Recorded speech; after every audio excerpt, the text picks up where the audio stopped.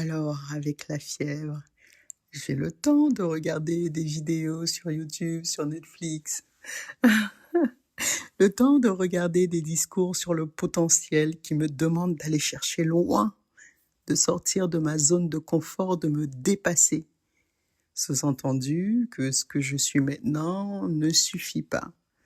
Alors, je sais pas si c'est la fièvre qui fait ça, mais moi, ça me bloque. J'ai l'impression de ne jamais être suffisante, quoi. J'ai ma vie, mes responsabilités, pas envie qu'on me prenne en plus pour une gamine qu'il faut motiver. Quoique, gamine, je le suis encore. Je n'ai que 48 ans. Bon, 48 ans, et pendant beaucoup de temps quand même, j'ai été plutôt en mode hyperactive.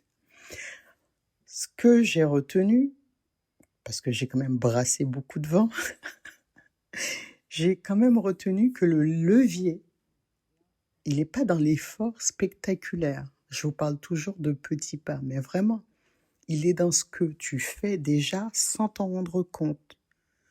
Mon potentiel n'est pas un truc spectaculaire que j'ai pas encore fait. Il est dans ce que je fais déjà sans effort et bien souvent sans même me rendre compte.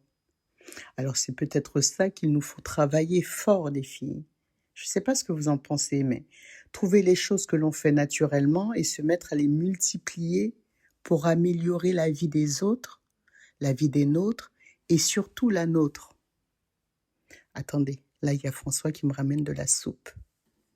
Qu'est-ce que tu répètes, qu'est-ce que tu fais depuis des années en fait sans y penser? Est-ce que tu gères des imprévus sans t'affoler? Est-ce que tu comprends une situation complexe quand d'autres galèrent? Trouver les solutions quand tout le monde bloque?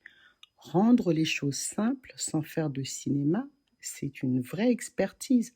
Pas besoin de diplôme. Si tu fais ça vite et bien et que d'autres galèrent, tu as déjà une longueur d'avance. Je sais que tu te dis, oh, ce que je fais, c'est rien. Tu appelles ça normal. Tu te dis, n'importe qui ferait pareil. En fait, non.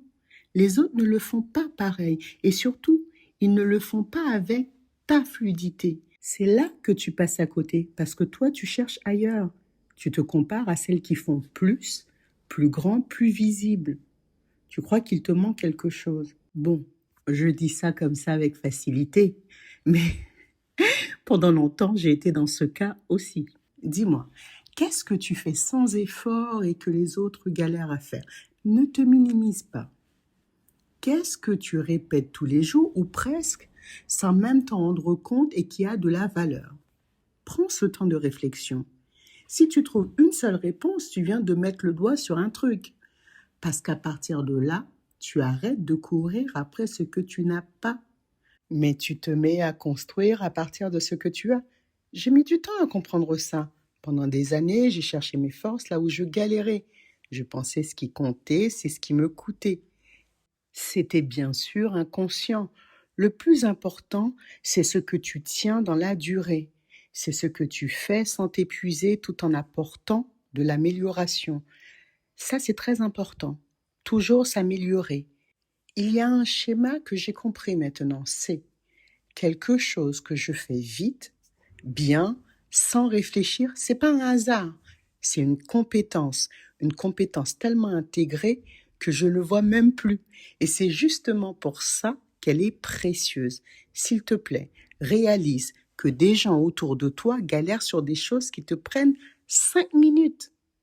Pas parce que tu es plus doué, parce que tu as répété des centaines de fois sans même t'en rendre compte. Et ça, c'est une forme d'expertise. Bon, avant de te quitter et d'allumer à fond ma couette chauffante, parce que là, je sens que la fièvre commence à revenir. C'est à ne pas comprendre. J'ai de la fièvre, mais j'ai super froid. Donc, je te disais, regarde ce que tu fais sans effort cette semaine, sans te forcer, sans te fatiguer. Regarde ce qui reste fluide, même dans les mauvais jours. Prends des notes. Apprends à te connaître.